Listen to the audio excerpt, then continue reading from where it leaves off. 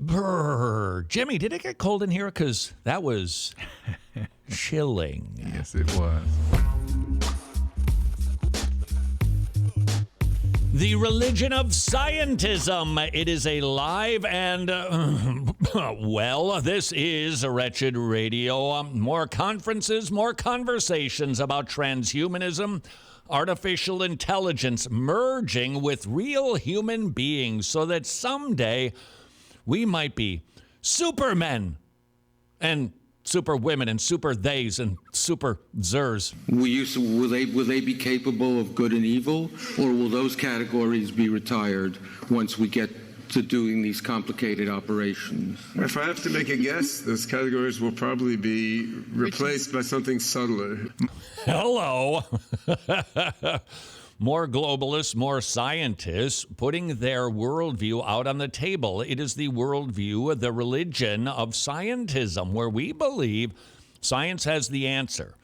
And human beings now believe that we can get involved in the supposed scientific evolutionary process to advance the human species into super people. It's called transhumanism. Question number one. Have we seen this in the Bible any place? You say there are no computer chips in the Bible. I agree, but that doesn't mean the Bible does not speak to this particular situation of bringing people and machines together into a singularity and bringing all of the artificial intelligence that exists into a singularity known as, small g, God. Have we seen this any place in the Bible? Can they really get rid of human beings? My best guess of how the future will turn out is not that all humans will be annihilated and will not exist any further. And I think that there can be superhuman superminds that are far beyond anything we can conceive. And there can also be AIs of roughly human level intelligence that exist in the human world. I mean, one opportunity, you can plug your brain into the superhuman mind matrix and in effect become part of some transhuman God mind, thus losing yourself and individuality. Hold on. Anybody? Jimmy, do you smell that Buddhism in there? Just a little. That's what I'm picking up, too. Wouldn't surprise me if a lot of these folks weren't into some sort of Buddhism. A Zen, probably some form. Not Whoopi Goldberg. She's not Buddhist, I don't think. Goldie Hawn. She's a Buddhist. She loves the John Kabat-Zinn. She loves the mindfulness. And it appears some of these scientists who are into transhumanism are bringing their Buddhist worldview to the party. Humanity. But let me finish, because we keep getting hung up on this point. But I think there will also be an opportunity to continue living a human life in much the same form as now, except with a whole AI-driven infrastructure that will 3D print any physical object that you want, that will cure any disease that you may get, and that will regulate things so that people don't blow each other up and such. No. There's another Bible allusion. He wasn't making it, but I heard it. Did you? Nobody knows, but the way I think about it is humans will be sort of like the squirrels in the national park. Meaning, we don't interfere with the love lives of the squirrels in the park. And if one squirrel bites the other's head off, we don't necessarily stop them because we view that as, like, that's what squirrels do, right? But I think you need to find a better way to sell your ideas. No, I phrase it that way just to be annoying. It works quite well. But the point is, if there's a plague in the park, then the ranger will come in and cure the plague, right? So I mean, if there's a forest fire, we will put out the fire. So I mean, if there's the question, of course, is who's that ranger going to be exactly? Who's controlling all of these decisions? Who's in charge of all of the artificial intelligence? If there's something extreme happening, then the more intelligent being overlooking the situation will intervene, because we don't care that much about whether one squirrel lives or dies, but we do want that species and population to continue, right? So that's my best guess. Brr. Jimmy, did it get cold in here? Because that was chilling. Yes, it was. The Bible has much to say about this. Let's start with an answer in Genesis. Question: can human beings succeed in a singularity to bring together computers and human beings into one single unit? And I believe the answer to that question is no. No, you can't. How do I know? Because the Bible tells me so. Contrary to what evolutionists and most Scientism followers believe, human beings are the cream of the crop.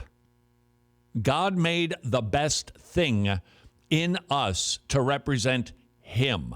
That's our job. And that job description is going to endure forever, and we're not going to be replaced. We can't be replaced. Consider Genesis 1. We are created in the image of God. Furthermore, in Genesis 1, we're different. We have a soul. We have a nephesh. We have a spirit. Soul and spirit, same word. We have something that animates us. And you can't mix and mingle that with a computer and say that it's still human. So I think that they're going to run into all kinds of challenges. Yes, it appears that we're going to be they already are putting computer chips into people. I think I was reading about Sweden. They've got computer chips where people can do it for their vaccine passports. That's coming. I can imagine that coming. In fact, I could even join Elon Musk in saying I'm very glad that you're endeavoring to try to help paraplegics. We could use technology for that, but this is going way past that. This is sprinting past helping humans to replacing humans for the purpose of replacing God. You heard this fellow at the conference. That this is about having so much knowledge amassed in one place, replacing morals, getting rid of those old categories of good and evil defined by a computer. Paging Genesis 11, anyone? The Tower of Babel is the old story of this new twist. It was a group of people. Genesis 9:1, God told the people, go fill the land, Shem, Ham, Japheth, the three kids of Noah. Go, fill up the territories. And some of them didn't want to go. And we see them in Genesis chapter 11. So they conspire in an effort to not be scattered around the globe. They didn't want to be scattered. They wanted to say centralized. And so they, with bricks and mortar, because there weren't many stones on the plains, they built a city, they built a tower to reach the heavens. What was the point? To say to God, no, you're not running this. We are. You can summarize the Tower of Babel as man's effort to tell God, you're in our chair. Leave, we're replacing you. Were they successful? The answer to that question is also found in Genesis chapter 11. God, conferring with himself, said, this ain't good. And so I'm going to scatter them. And he did scatter them, and he confused their languages, hence the Tower of Babel, not Babel, the Tower of Babel, because they were everybody else was babbling but me. And then you found the person, hey, I speak that same thing, let's go. And so we see from the ancestors of Noah and Shem, Ham, and Japheth, you see basically the three majority people groups on the globe today. You see Caucasian European style folks. You see people who are more brown or yellow skinned, more of the Asian folks. And then you have dark skinned folks. And that all comes from Shem, Ham, and Japheth. Why? Because God scattered them and he confused their languages and he put up boundaries. Look at all the answers in Genesis. Why do we have boundaries? God drew them. Why do we have different languages? Because God decided to. Why don't we live in a centralized place? Because God has forbidden it, because it was a consequence for man trying to replace God. Do I need to be afraid of this? No. And neither do you.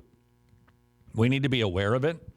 I do believe that we should have Christians that are whip smart, engaging in the public forum to talk about the ethics of this, as long as they actually bring their Bibles and not Christian philosophy with them, to talk about the implications of this.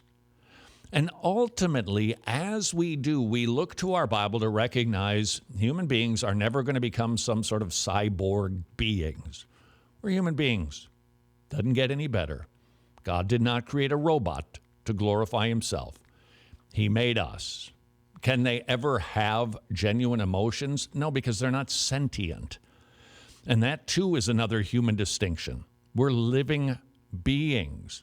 And you might be able to modify us to a degree with a computer chip, but you cannot take the life out of us and still call it human.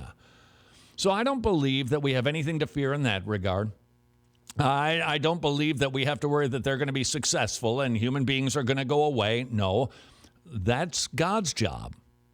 He's wrapping up the show.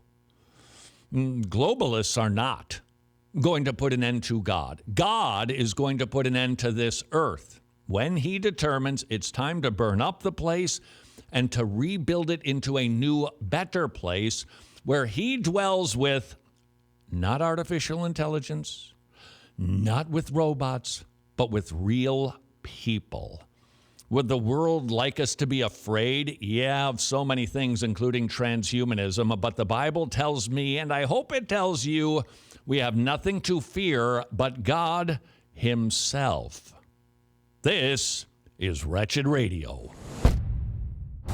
If you are a fan of the show, you can watch the entire daily broadcast of Wretched Radio at wretched.org.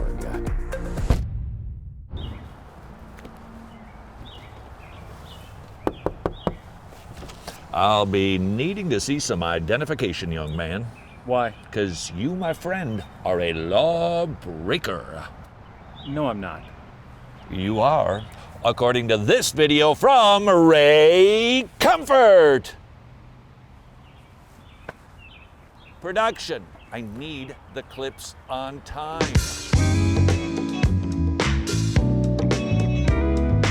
911, what's your emergency? We met about Yeah, he asked me to this. become a gospel partner, and he took my credit card.